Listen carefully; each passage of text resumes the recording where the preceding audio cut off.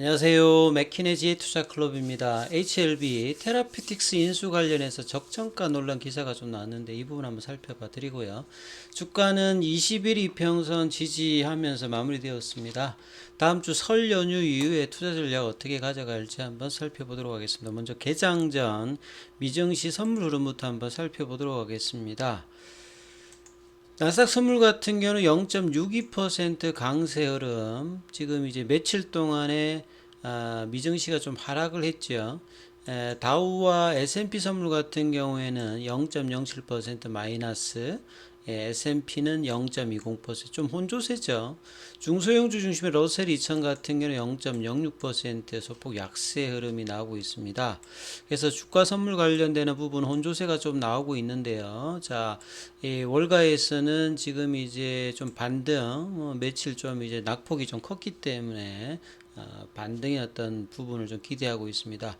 그리고 이제 역금융장세에서 역실적장세로 이제 기업 실적들 관련되는 부분들은 계속 지속적으로 국내뿐만 아니라 미국에서도 하락세를 보여주고 있죠. 이건 전형적인 이제 경기 둔화를 정시에서 반영하는 어떤 부분이라고 보시면 될 것 같고요.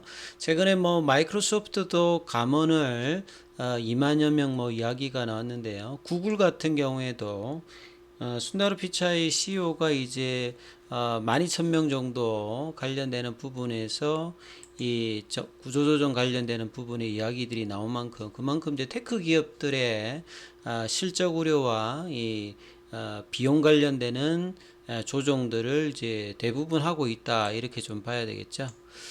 자, 그리고 이제 연준의 어떤 전망에서 로이터 폴에서 이제 투표한 것은 이렇습니다. 1분기에 두 번의 이제 25bp 정도의 금리 인상을 하고 난 다음에 롱포즈 상당 기간 이제 고온지대라고 하죠. 옆으로 이제 금리 인상을 좀 중단한 어떤 흐름이 나올 것이다. 이렇게 지금 대부분 월가에서 좀 전망을 하고 있다. 이런 내용들의 기사들도 있고요. 자, 이제 뭐 인플레이션은 잊어라 뭐 이런 이야기들도 있는데 1980년대 이제 이분은 이제 돌아가신 분이죠. 펄 볼커가 금리를 어마어마하게 이제 올리면서 이제 인플레이션을 잡았던 어떤 부분인데 뭐 이런 내용들의 헤드라인 기사도 있고요. 아무튼 이제 최근에 골디락스 관련되는 분위기에서 이제 이번 주 좀 조정이 좀 들어왔는데 국내 같은 경우에는 조금 다른 흐름이 좀 이어졌습니다. 미증시 하락 흐름에서 국내 시장 같은 경우에는 어제도 이제 외국인들이 거래소에서 매수를 하면서 전약 후강의 흐름을 보여줬고요. 오늘도 외국인들의 어떤 매수와 원달러주 자체는 이제 3원 40전 정도 올랐습니다만 이 기관들도 이제 코스닥 쪽에서 수급을 좀 보여주면서 그렇게 나쁘지 않으면서 이제 설 연휴 전에 마무리가 되었죠. 코스닥 같은 경우는 0.71%, 이 코스피 같은 경우 0.63% 강세 흐름이 나왔고 이러다 보니까 이제 개인들은 이제 양시장에서 매도를 하는 흐름이었습니다. 그리고 이제 상승 종목 수가 하락 종목 수보다 훨씬 좀 많았죠.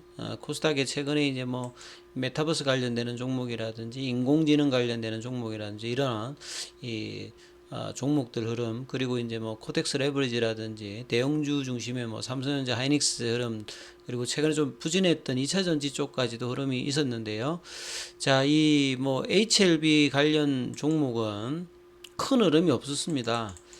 어제 전일 이제 21일 이평선에서 좀 지지를 했던 흐름들이 오늘 좀 이어졌고요. 시간에는 한 100원 정도 올라서 3만 1,000원대 부근. 그래서 결국 이제 21선 부근에서 한 2주 정도 좁은 어떤 플랫폼의 어떤 지지를 받으면서 상단은 3만 한 3천원 정도 부근이었죠. 그래서 이 박스권 상단을 가기 위한 3만 4천원 어떤 도전은 2주 동안에 시도는 했습니다만 볼린저 밴드 상단에 묶여서 일단 이제 추세의 어떤 상승 흐름은 유지가 되었습니다만 이제 조금 더 만약에 밀린다면 다시 단기 추세가 좀 바뀔 수 있는, 그래서 이 거래량들이 이제 늘어나면서 어떤 봉을 만들어지느냐가 이제 추석 이후에 어떤 주가 흐름이 중요하겠죠.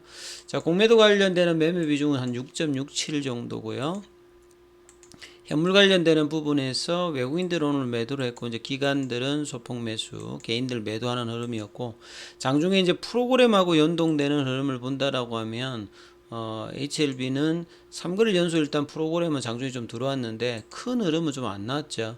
이제 최근에 좀 이제 장대 연봉이 화요일날 나오고 난 다음에 테라피틱스가 일단 반등 흐름이 좀 나왔다는 게 좀 특징적이죠. 나머지 부분들은 시장에서는 좀 뭐 큰 움직임이 없는 소외 흐름들이 계속 이제 2주 동안에 좀 진행되고 있다. 이렇게 좀 봐야 되겠죠. 자, 기사 관련되는 부분을 좀 체크해 드리면요. 요게 이제 오해 나왔던 기사인데요. 최근에 이제 HLB 테라피틱스의 최대 주주가 이제 HLB로 바뀌었고, 이 130억 유상증자 납입 대금도 이제 완료했다는 부분도 이제 공시에 나와 있는데, 요 기사 내용은 이렇습니다. 보통 이제 최대 주주가 되게 되면, 이제 그 유상증자를 할 때 보통 이제 프리미엄을 좀 인정해 주죠. 경영권 관련되는. 근데 본래 이제 GTBNT에서 이제 HLB로 넘어왔을 때 기존에 이제 HLB 글로벌이 이제 최대 주주였는데 이 부분들을 이제 추가로 이제 신주를 내면서 이제 3자 배정 유상증자를 했거든요. 그래서 지분을 한 5% 확보해 가지고 최대 주주로 올라섰다. 그래서 기존의 최대 주주였던 HLB 글로벌에서 요렇게 그러니까 그 계열 관계에서 이제 HLB로 좀 넘어왔다 이렇게 봐야 되겠죠. 보통은 이제 이렇게 최대주주 변경에 유상증자 뭐 이렇게 3자 배정을 하게 되면 경영권 프리미엄을 좀 인정해 주죠. 원래 이제 G3BNT 있을 때도 최대주주의 어떤 지분 자체가 이렇게 높지가 않았습니다. 그래서 자금도 좀 없고 HLB로 넘어왔을 때도 최대주 지분율이 높지 않았는데 이번에 이제 HLB와 HLB 글로벌까지 합하면 전체 지분율 자체가 조금 이제 높아지는 어떤 흐름이었죠. 그래서 신주 발행가액이 이제 11,312원 정도. 이것 때문에 이제 한 14,000원대까지 올라왔다가 그 이후로 이제 빠져나왔던 이제 흐름들이 있었죠. 보통 이제 경영권 프리미엄 정도를 한 30% 정도 하는데 이번에는 뭐 할인해서 뭐 발행하진 않았지만 이렇게 경영권 프리미엄이 부여되지 않았다 이런 어떤 이야기들을 할 때 HLB 입장에서는 이제 뭐 지분 양수를 통해서 경영권 프리미엄을 부여할 필요가 없다 이렇게 이제 뭐 이야기들이 나왔는데요.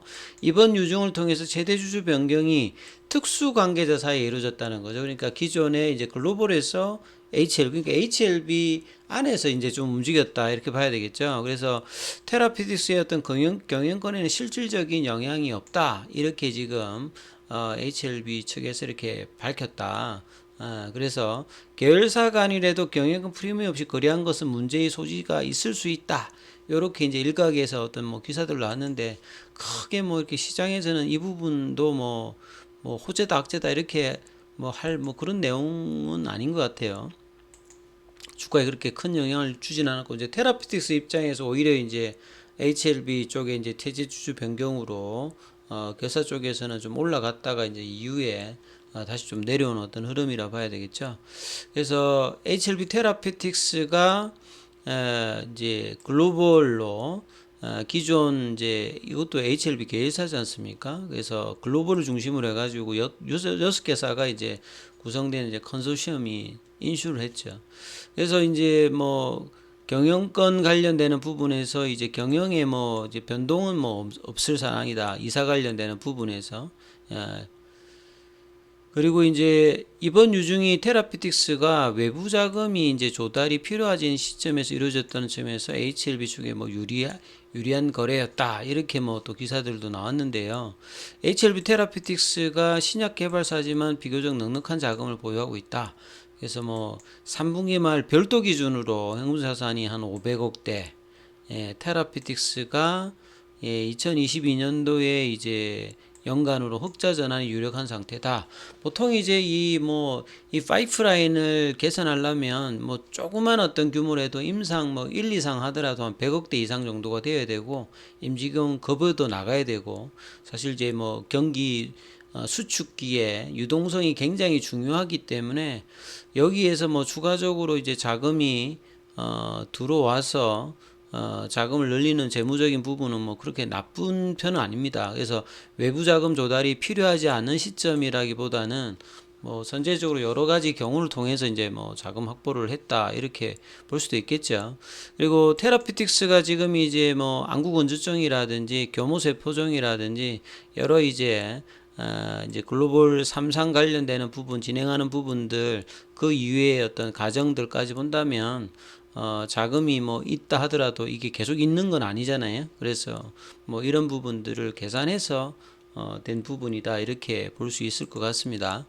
그리고 이제 해외 기사에서 뭐 좀 보면 새로운 기사라기보다 뭐 오픈 PR이라고 하는 월드와이드 이제 퍼블릭 릴레이션인데 이게 과거에 이제 마켓워치사에도 기사가 올라왔던 부분입니다.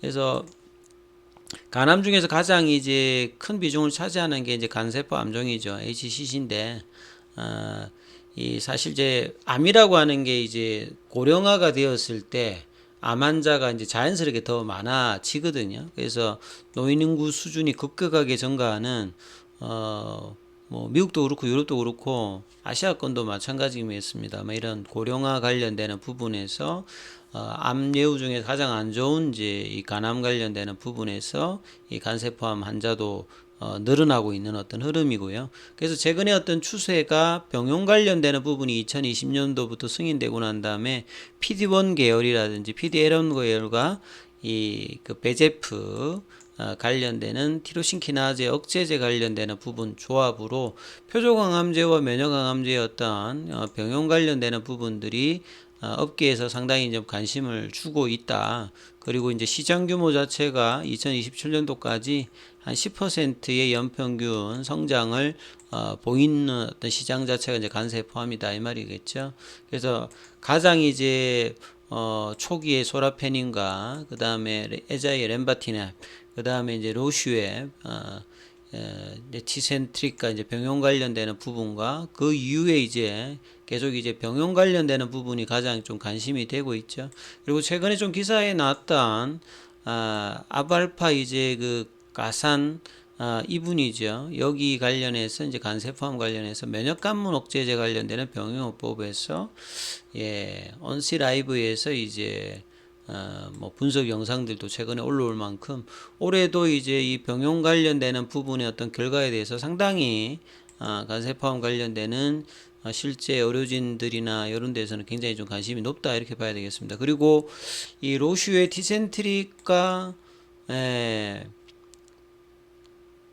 아바스틴하고 이제 이 그 병용 관련되는 부분에서 2020년도 이제 승인 받고 추가적으로 이제 이 간암 수술 받고 난 다음에 그러니까 이 초기 이제 간세포암 환자가 재발이 좀 많이 나오거든요.